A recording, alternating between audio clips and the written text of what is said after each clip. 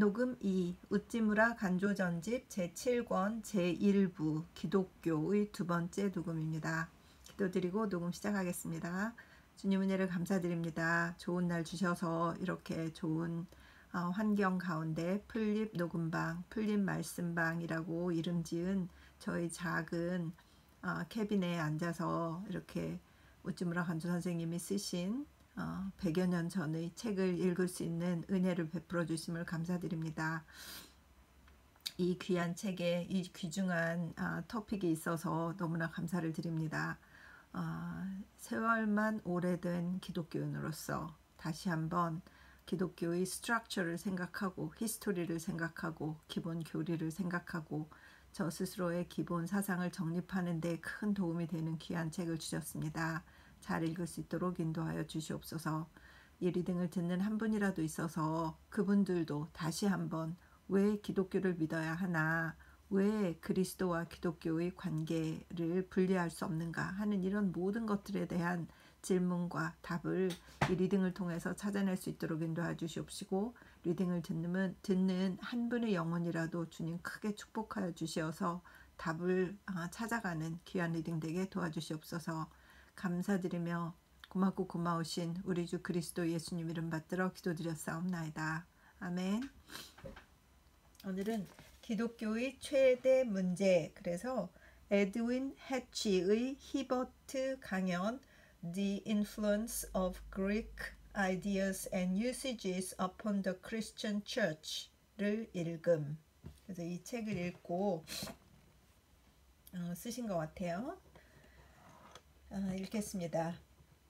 기독교에는 수많은 문제가 있다. 그 가운데서 가장 큰 문제라고 할 것은 바로 이것이다.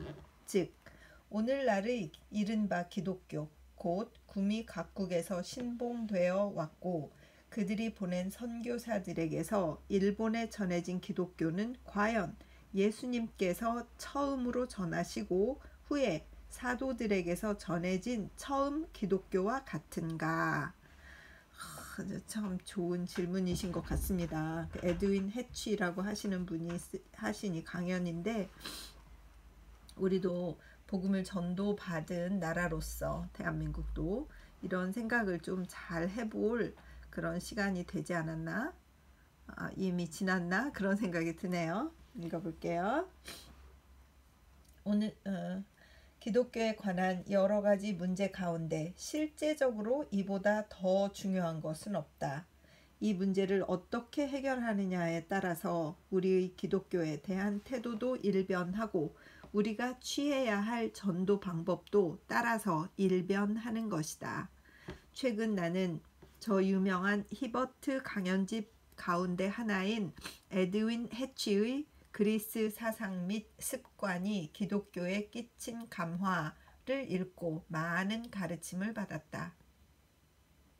해치는 옥스퍼드 대학의 교회사 강사로서 그 방면의 학문에 있어서는 태두로 세계의 존경을 모은 사람이다. 초대 교회에 관한 그의 지식은 해박한 것이었다. 그는 기독교 출현 이전의 그리스 문학에 능통하고 또한 기독교가 이룩된 당시의 그리스와 로마의 사상과 역사를 연구했다. 그는 신학자는 아니다. 역사가이다. 그는 특별한 교리를 변호하려고 하지 않는다.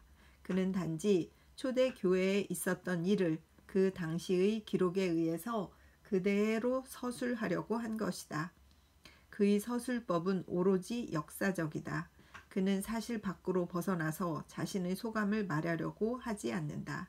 강연 그 자체는 1888년, 곧 23년 전에 행한 것이다. 그러므로 신간들이 계속 나오는 오늘, 이를 새로운 지식이라고 할 수는 없다. 그러나 역사적 사실 위에 쌓아 올린 강사의 결론은 때가 지나도 움직이지 않는다. 나는 믿는다.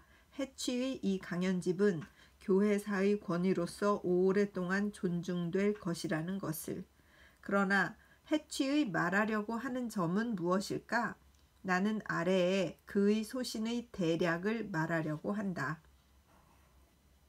기독교는 사도 시대를 지나 100년 후에는 아주 일변했다. 예수의 산상수훈과 니케아 신조 사이에는 하늘과 땅보다도 더한 차이가 있다. 전자는 신앙적이다. 후자는 이론적이다. 전자는 팔레스티나 산지의 맑은 공기를 머금고 있다. 후자는 아테네와 알렉산드리아의 학풍의 냄새를 풍기고 있다. 전자는 하나님을 직각으로 알고 한 말로써 후자는 하나님에 대하여 깊이 생각한 사상을 나타낸 것이다. 바꾸어 말한다면 예수는 유대의 예언자들의 유전을 받은 종교인이었는데 비해서 니케아 신조를 엮은 교회의 박사들은 그리스 철학으로 길러진 학문의 사람들이었다.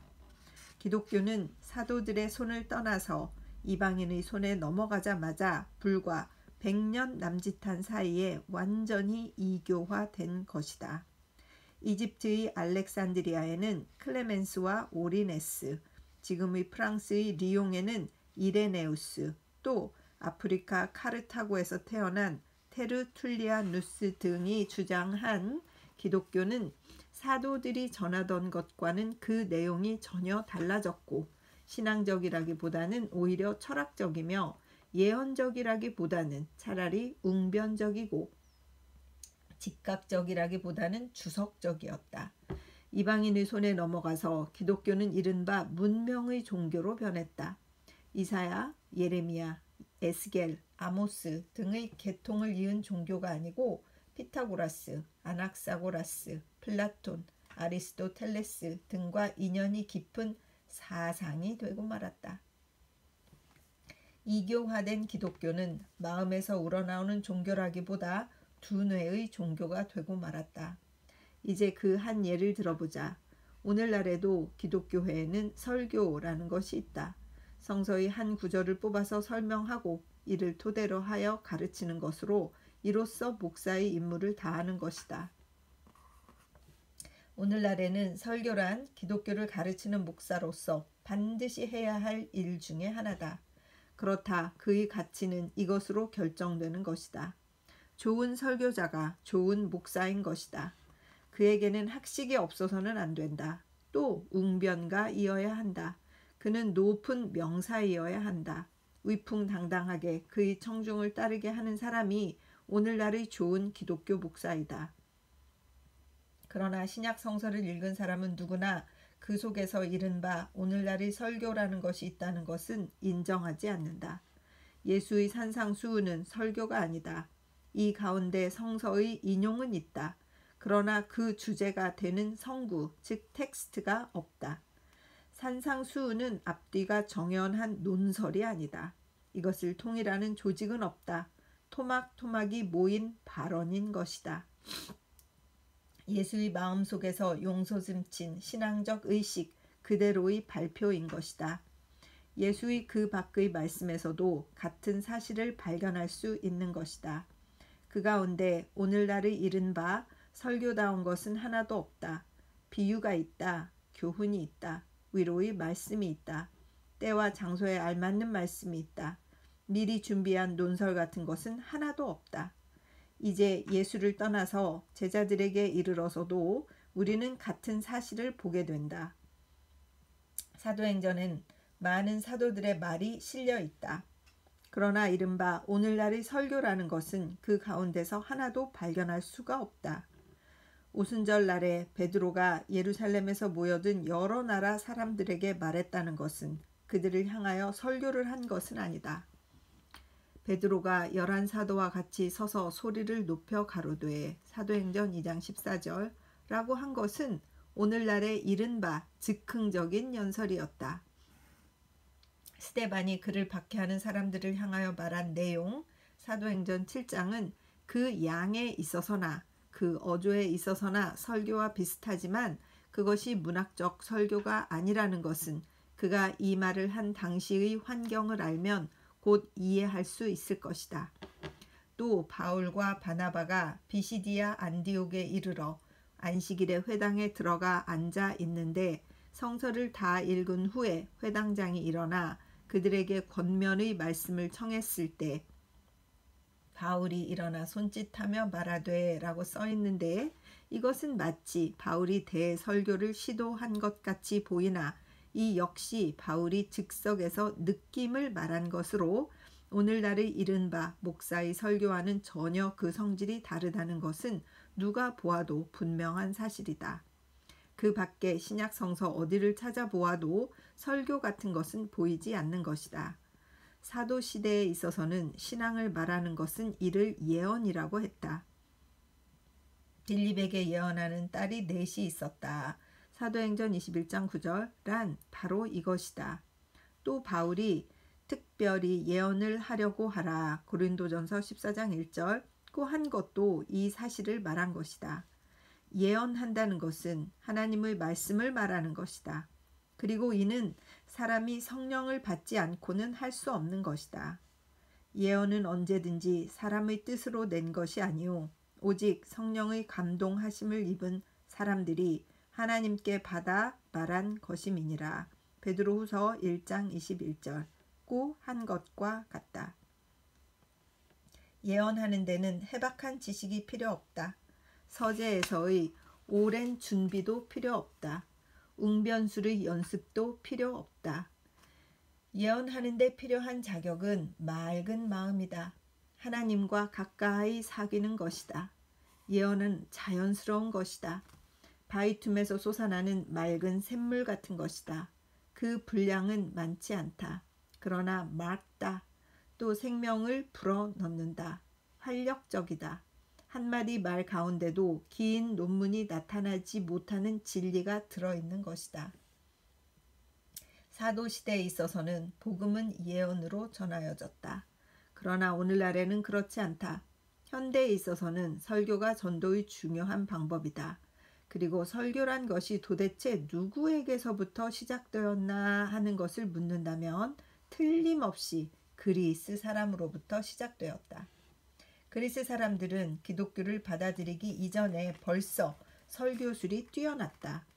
호모의 시집에서 한 구절을 뽑아 이것을 주제로 하여 그들의 소신을 펴 나간 것은 그리스인들 사이에 널리 행해진 습관이었다. 이 기술을 전하기 위하여 많은 웅변 학교가 그들 사이에 세워졌다.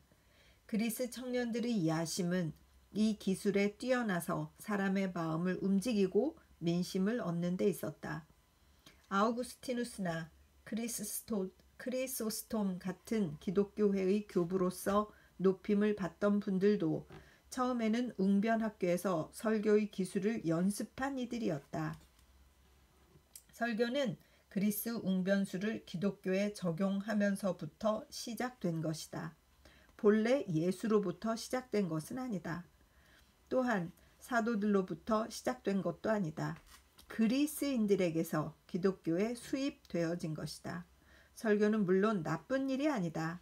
이것은 혹시 전도의 한 방법일지도 모른다. 그러나 예언이 설교가 되었을 때에 기독교의 성질이 일변한 것이다. 교양이 신앙보다도 더 중요시 된 것이다. 바울은 다음과 같이 명백하게 말했다.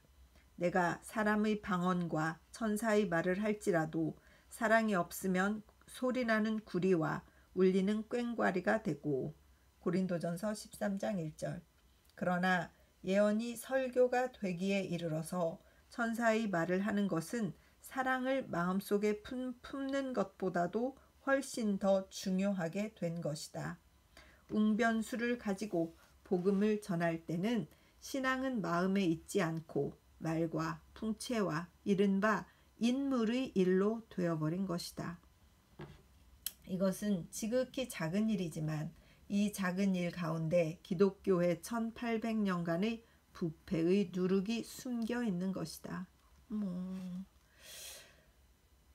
그리스도의 단순한 복음이 기독교라는 복잡한 종교가 되고 거룩한 신도의 사랑의 교제가 교회라는 일종의 정치적 단체로 되어버린 것은 이 또한 예언이 설교가 된 때에 이미 시작된 슬픈 현상인 것이다. 이제 설교의 문제를 떠나서 세례에 대하여 언급한다면 우리는 여기에서도 같은 이교의 영향을 볼 수 있다. 예수는 자신이 과연 사람에게 세례를 베푸셨느냐 하는 것은 의문으로 치고 요한복음 4장 2절 그의 제자들이 신도들에게 이 일을 행한 것은 사실이다. 그러나 사도시대의 세례란 지극히 간단한 것이었다. 이것도 결코 식 또는 예라고 부를 수 있을 정도의 것이 아니었다. 사람이 예수로 말미암아 죄를 깨닫고 그 용서를 하나님으로부터 받자마자 그때 그는 이미 세례를 받은 것이다. 세례를 베푸는 사람 역시 그가 참 신자여야 한다는 것 밖에는 다른 자격은 필요가 없었다. 신자라면 누구라도 세례를 베풀 수가 있었던 것이다. 이디오피아의 간닥의 여왕의 내시는 마차 속에서 빌립의 이사야서에 대한 설명을 듣고 신앙을 얻자 마차에서 곧 내려 길가에 있는 작은 내에서 빌립에게서 세례를 받은 것이다. 사도행전 8장 27절 이하. 그리고 빌립은 12사도 가운데 한 사람도 아니고 사도들이 평신도 중에서 뽑은 오늘날의 교회에서 말하는 집사와 같은 한 사람이었다는 것은 사도행전 6장 5절에 분명히 나와 있다. 즉, 그 당시에는 오늘날과 달라서 집사도 세례를 베풀 권리를 가졌던 것이다. 또한 다메섹에서 다소의 사울, 곧 나중에 바울이라 불리운 이방인의 사도된 바울에게 세례를 베푼 사람은 베드로나 요한이나 야고보와 같은 쟁쟁한 사도들이 아니고 이름 없는 평신도였던 아나니아라는 사람이었다. 사도행전 9장 10절 이하.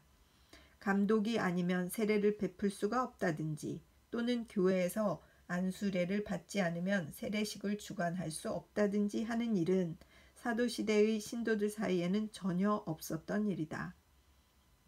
그때에는 신자는 누구나 제사직을 맡았었다. 또 예언자였다. 그렇다. 사도였다. 12사도만이 사도가 아니었다. 복음 증거를 위하여 하나님께 선택을 받아서 세상에 보내진 사람은 모두 사도였다. 로마서 16장 7절 참조. 신자 사이에 사도, 감독, 장로 등의 계급을 두고 그는 이 일을 할 수 있다든지 그는 이 일을 할 수 없다든지 하는 것은 사도 시대에 있었던 일이 아니다. 이것은 모두 후세 사람들이 만들어낸 사람이 정한 제도다. 그리고 나는 특별히 이 일을 세례를 베푸는 권능에 두고 인정하는 바이다. 사도시대의 세례는 이처럼 간단한 것이었다. 그런데 기독교가 그리스인의 손에 넘어가고부터는 그 성질이 완전히 변한 것이다. 그리스 사람으로 해서 세례의 관례는 세례의식이 되고 말았다. 신자면 누구나가 베풀 수 있었던 죄를 회개하는 한 상징인 이 아름다운 풍습은 교회의 특정한 직분을 가진 사람이 아니면 베풀 수 없는 의식이 되어버렸다. 이 일을 다루는 데는 어떤 특별한 수양이 필요하게 되었다. 세례 지원자는 학교의 입학 지원자와 마찬가지로 교회가 정한 시험위원 앞에 불려가서 신앙에 대한 시험을 받게 되었다. 그리고 이 의식에 어떤 비밀스러운 능력이 따르는 것 같이 생각되어 신자는 세례를 받으면 자기의 죄가 씻어지고 새로 거듭난 듯한 느낌을 가지게 된 것이다. 세례에 관한 사상의 변화를 알려고 원한다면 당시 그리스인들 사이에서 성행되었던 미스터리와 비밀 단체에 대해서 알지 않으면 안 된다. 미스터리란 것은 자연 또는 인생에 관한 어떤 특별한 비밀인 것이다. 어떤 사람은 철인 피타고라스에 의해서 전해졌다고도 하고 또 다른 사람은 피타고라스 이전 이집트의 옛 성인이 주었다고도 말한다. 그리고 그 단체는 이 비밀을 굳게 지켜 말하지 않고 이것을 알려고 원하는 사람이 있으면 그는 그 단체가 제공하는 많은 요구 조건에 따라서 많은 고행을 하고 목욕 재개하고 그 규율에 복종한다는 서약을 한 후에야 세례식이 베풀어지고 여기에서 속세의 먼지가 씻기어 처음으로 새 생명의 경지에 들어갈 수 있다는 것이었다.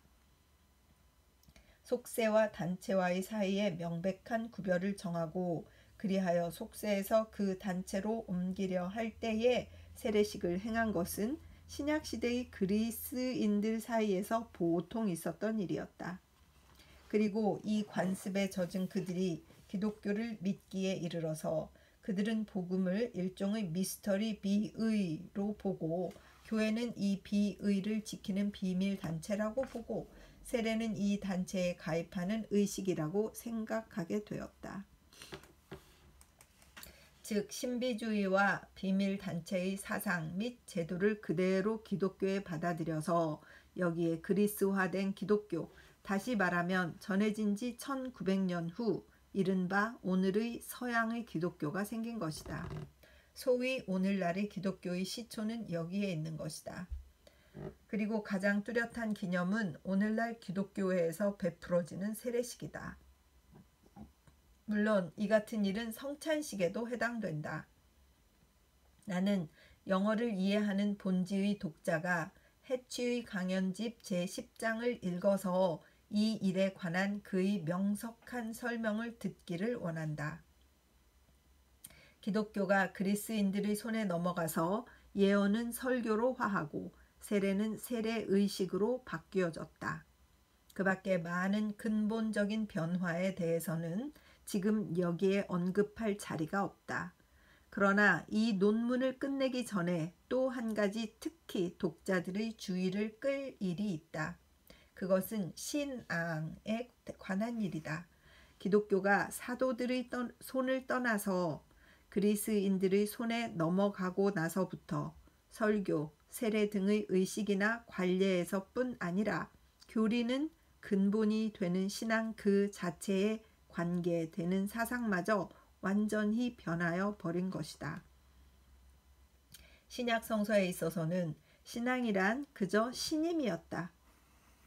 하나님을 믿는다는 것은 성심껏 그를 믿는 일이었다.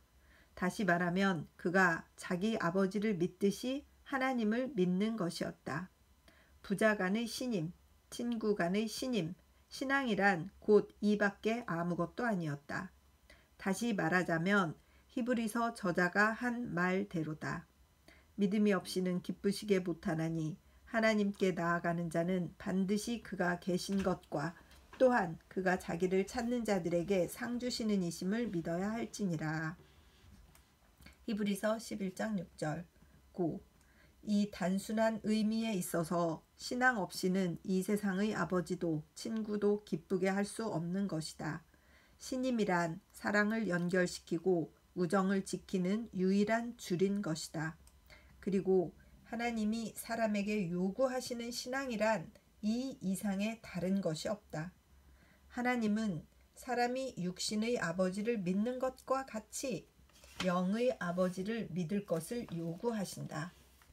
또 바울이 주창한 사람은 행위로서가 아니라 오직 믿음으로써 구원을 받는다는 것도 또한 이 단순한 신앙을 가리켜 말한 것이다. 사람은 착한 일을 하여 스스로 완전한 의인이 되어 구원을 받는 것이 아니다. 아들 된 마음을 가지고 하나님을 섬김으로써 구원을 받는 것이다. 아바, 아버지라고 부르면서 하나님께 매달리는 마음. 아버지 되신 하나님께서 우리에게 요구하시는 것은 그저 이 마음뿐이다.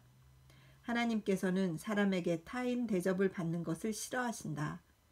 나를 믿으라. 나는 너희들의 아버지다.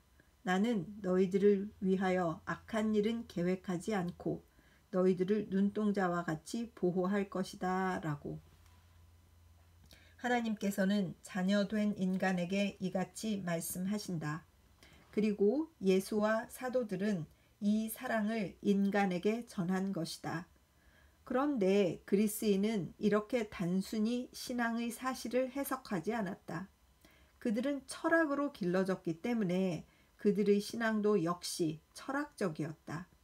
다시 말하면 그들의 신앙이란 신앙이라고 부르기보다는 차라리 지식이라고 부르는 것이 옳을 것이다. 그들이 하나님을 믿는다는 것은 하나님을 믿는 것이 아니고 하나님에 관한 것을 믿는 것이었다.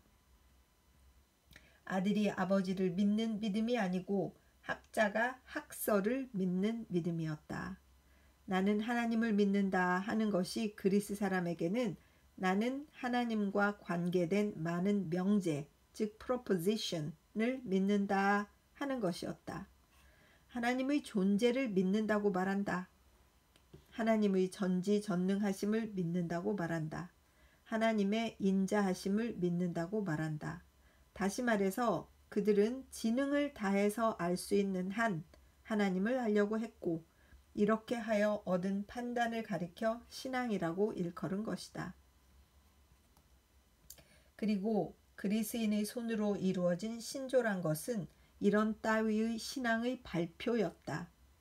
유명한 니케아 신조와 같은 것은 의심할 나위도 없이 기독교의 신앙을 그리스화 시킨 것이다. 우리는 전능한 아버지, 하늘과 땅, 보이는 것과 보이지 않는 것, 즉 만물의 조물주이신 오직 한 분 하나님을 믿는다. 또 하나님 외아들로서 만물보다 먼저 하나님께로부터 나시고 신의 신, 빛 중의 빛이시오. 참 하나님이시고 실제의 하나님, 탄생하셨지 지음을 받지 않은 하나님과 같은 주 예수 그리스도를 믿는다. 이것이 신조의 표본이다. 사도신경이 그리스 신조의 표본인가 봐요. 그죠? 저도 이런 신앙을 좋아했던 것 같아요. 갑자기 뜨끔해지면서 정말 그리스 신학으로 변질된 그 신앙을 믿고 있었구나라는 생각이 드는데 여러분은 어떠십니까? 참 인터레스팅하네요. 그죠? 알면서도 몰랐고 모르면서도 또 그런가 하고 지났는데 다시 비추어 보니까 이 그리스 신앙을 변질된 지식으로 화한 그런 신앙을 그런 체계를 이 학교 공부를 한 사람들은 더 좋아하지 않나 이런 생각이 들고 그것에 더 적합하게 맞을수록 더 환영을 받고 이해를 받고 더 그렇다고 박수를 받고 그런 게 아니었나 이런 생각이 듭니다. 계속 읽겠습니다. 그리스 문명으로 자라난 이방의 기독교 신자가 기독교의 신앙을 세상을 향해 발표하려고 만든 이른바 신앙 개조인 것이다.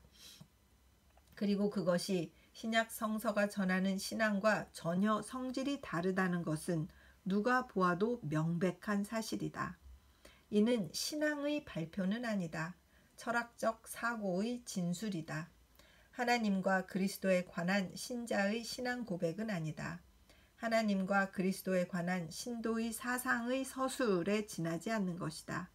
사도들과 그리스인들은 신앙에 대한 마음의 근본적인 태도가 달랐던 것이다. 그리고 그리스인의 이 태도가 오늘에 이르기까지 아직 서양의 기독교회에 남아서 그들이 보낸 선교사로부터 우리 일본에게까지 전해진 것이다.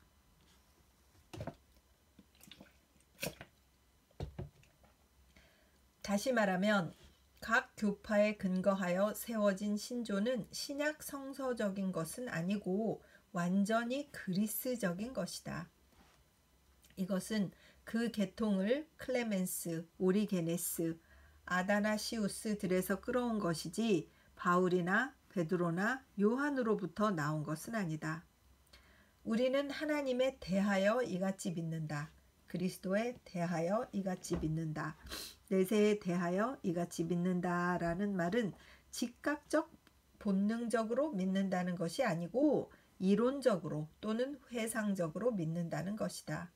즉 이런 경우에는 교파는 일종의 학파로서 신자는 일종의 학도인 것이다.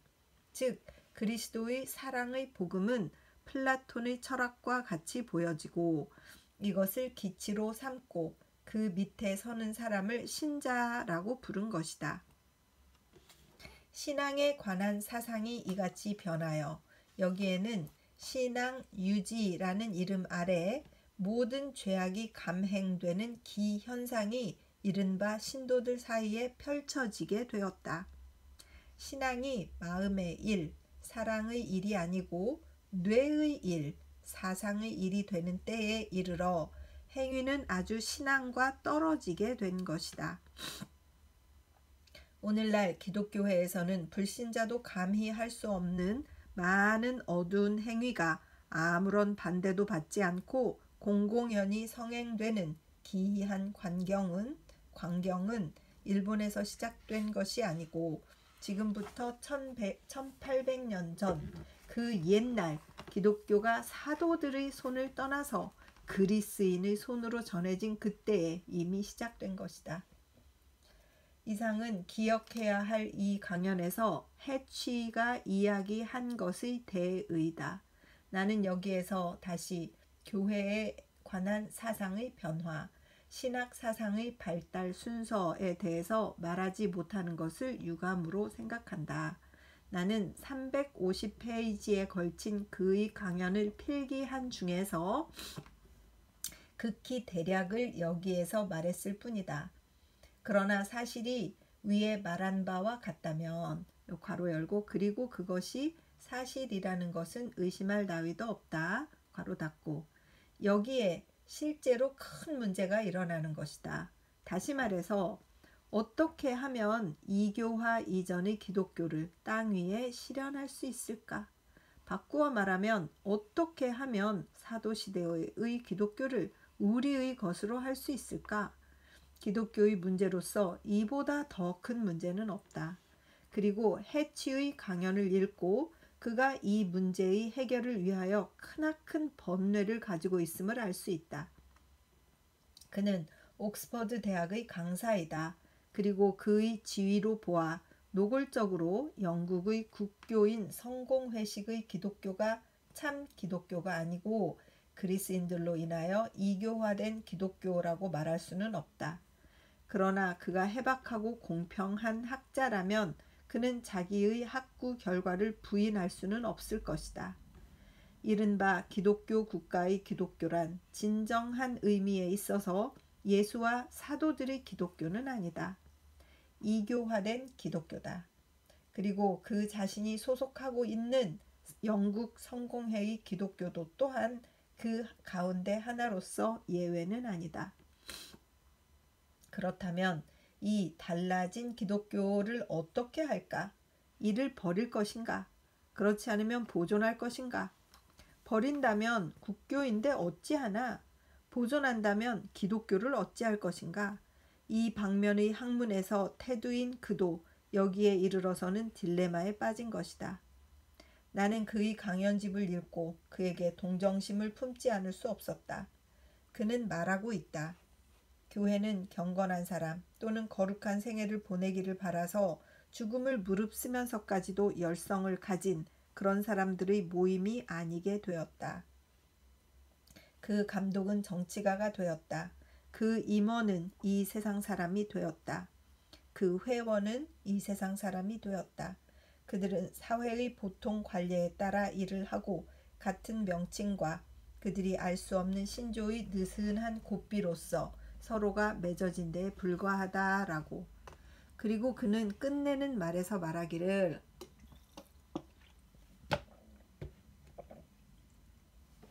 비록 그대들이 나를 꿈꾸는 사람으로 친다 하더라도 나는 먼 미래의 하늘에서 우리와 우리 자손들이 발자취를 남기는 지역의 그 하늘 저편에서 새롭지 않고 낡지 않고 새로운 기독교, 즉 도덕적, 심령적 요소가 다시 본래의 지위를 지키고 인간이 서로 봉사의 줄로 맺어지고 하나님의 아들에게 연결될 이 줄로 서로 맺어지는 기독교, 곧 인류의 동포주의를 실현하는 기독교, 그 최초의 단체가 이상으로 한 기독교가 나의 눈에 비치는 것 같음을 느낀다라고. 이것은 참으로 해취에게 있어서는 희망의 음성이고 동시에 또 실망의 음성이다. 그는 그의 고국인 영국에 있어서는 곧 우리와 우리의 자손들이 발자취를 남긴 지역에서는 도저히 그의 이상이 실현되기 어렵다는 것을 알았기 때문이다. 그러나 그는 영국 이외 또는 미국 이외의 오늘날 기독교국이라고 불리는 나라 밖에서 그의 이상이 언젠가는 실현될 것이라는 것을 아득히 바란 것이다. 그리고 해치의 눈에 비친 초대 기독교의 실현지는 어디일까? 아프리카일까? 미 대륙의 로키 산상의 고원일까? 그러나 나는 기도한다. 우리 일본도 이 명예를 짊어질 나라가 되기를. 대한민국도 이 명예를 짊어질 나라가 되기를 기도합니다. 너무 변질되어서 막 정치 그룹이 되어가는 이 어려운 시점에 이 1800년 전의 이 사상들을 다시 생각하고 이 글을 이 논문을 쓰신 에드윈 해치의 이 Influence of Greek Ideas and Usage upon the Christian Church, 이 논문집 350페이지나 지으신 이 위대한 교수님, 이분의 아작한 바람, 이것이 정말 저 자신 개인에게 이루어지기를, 저 자신이 훈련되어 온 이 그리스식의 신앙생활, 이것 너무 익숙해서 당연한 건 줄 알았다가 오늘 갑자기 한 대 탁 맞은 느낌이네요. 몇 줄 안 남아서 계속 읽겠습니다. 영국도, 미국도, 독일도, 프랑스도, 러시아도, 물론 새로 개척된 오스트레일리아까지도 이미 낡은 이교화된 기독교에 사로잡혀 있는 지금, 우리 일본은 다행히도 기독교에 대해서는 아직 거의 천여림의 위치에 놓여 있는 것이다. 일본에 있어서 기독교 신자라고 불리는 사람은 아직 10만 명에 지나지 않는다. 이때에 우리로 이 나라의 해취의 이상을, 그렇다 사도들의 이상을 다시 한 걸음 더 나아가서 예수 그리스도의 이상을 실현시키게 하라. 우리로 이 나라에서만은 구미 기독교인들의 찌꺼기를 맛보는 일이 없도록 하라. 이 나라에서만은 우리로 그저 웨슬리나 칼빈이나 루터에게로 돌아가는 것으로 만족하지 말고 곧 바로 바울, 베드로, 요한에게 다시금 생명의 본원이신 예수에게 돌아가게 하라. 이 나라에 있어서 구미 여러 나라에 존재하는 이교화된 기독교를 그대로 옮겨올 필요는 조금도 없다. 우리들도 이 나라에서 1800년 전의 초대 기독교를 새로 시작하게 하라. 예수의 복음은 일본에서 1800년 동안 구미인에 의하여 막혀진 그 발달을 다시 계시하게 하라. 이같이 하여 일본의 기독교 신자는 자기를 구원하는 데 그치지 말고 온 세계에 초대 기독교의 맑은 복음을 공급하는 큰 책임을 져야 할 것이다. 1911년 10월 성서지 연구. 아멘. 정말 아멘입니다. 저는 이것이 어느 나라 이렇게 막 거창하게 갈 것도 아니라 저 자신의 신앙을 정말 오늘 조용히 앉아서 돌아봐야 되겠다는 생각이 들고 갑자기 이렇게 확 외부로부터 막 쉐이크 이렇게 흔들림을 당한 것 같은 그런 충격을 좀 받은 것 같습니다. 무엇이 무엇인지 모르고 믿었구나. 그 믿은 내용이 잘못된 것은 아니라 그 사상적인 거, 막 이렇게 이론이 맞는 거 이런 거를 좋아하다 보니 저도 모르게 거기 이렇게 젖어든 것 같아요. 그래서 다시 정말 초대로 돌아가는 것은 무엇일까 이런 생각을 해봐야 되겠다는 생각이 드는 리딩이었습니다.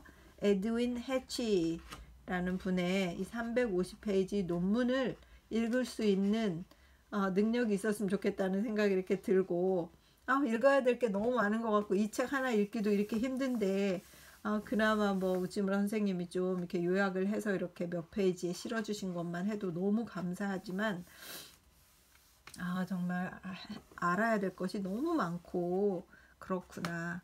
그러나 우리가 그리스도, 우리 예수님께서 나의 그리스도가 되시는 것, 이것을 단순하게 믿는 것을 다시 생각해야 되겠구나 라는 그런 생각이 드는 리딩이었습니다. 기도드리겠습니다. 주님 은혜를 감사드립니다. 사도 바울이 그리스에 가서 그리스식으로 전도를 하고 그리스식으로 그들과 철학적으로 변론했던 그런 장면들은 우리가 사도행전을 통해서 많이 보았고 또 그로 인해서 복음이 전도된 것을 기뻐하였었습니다. 그러나 이것이 인간의 손에 들어가서 철학적 사상이 들어감으로써 사도 바울이 원했던 것과 다른 그런 식으로 기독교가 발전되어 온 것이로구나 하는 것을 깨닫는 리딩이었습니다.